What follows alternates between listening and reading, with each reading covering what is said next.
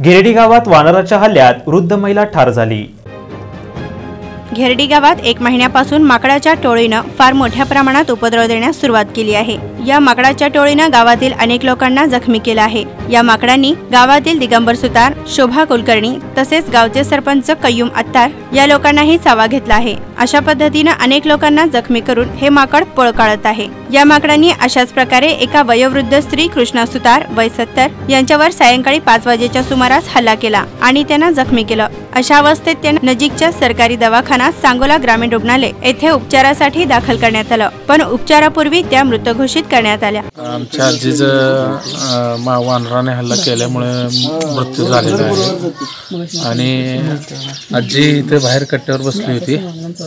मग रस्त्यावरून वानर चालले होतं, ती एकटी आजी बघून आलं वानर येऊन डायरेक्ट हाताला चावा घेतला आणि हाताचा लचका काढला।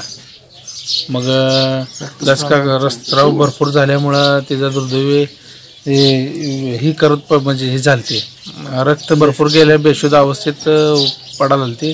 तेवढ्यात आम्ही आलो आणि दवाखान्याला घेऊन गेलो।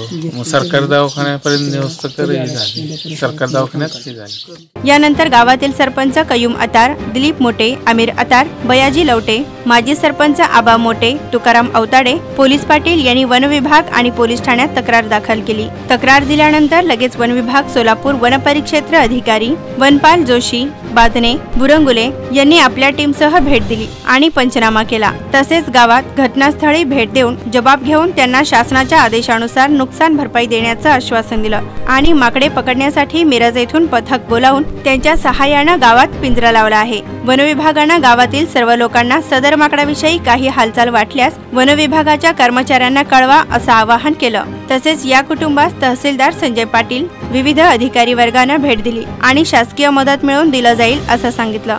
कृष्णाबाई तातोबा सुतार वय 70 वर्षे त्या घरासमोर बसल्या असताना सायंकाळी 5 वाजता वानराने हल्ला करून डावा तर चावा घेतला। त्यामुळे अतिरक्तस्राव झाल्यामुळे उपचारापूर्वी त्यांचा मृत्यू झाला आणि मी काल इलेक्शन ड्युटीवर असल्यामुळे मला सायंकाळी 7 वाजता बातमी समजली। ग्रामीण रुग्णालय सांगोला मी स्वतः गेलो, प्रत्यक्षात पाहणी केली, जागेवरचा पंचनामा केला, औषधोपचारापूर्वी मृत्यू झालेल्या डॉक्टरांचं आम्हाला सांगितलं आणि आज आम्ही ते वानर पकडण्यासाठी मिरजची एक टोळी आणली, पथक आणले एक वानर पकडण्यासाठी।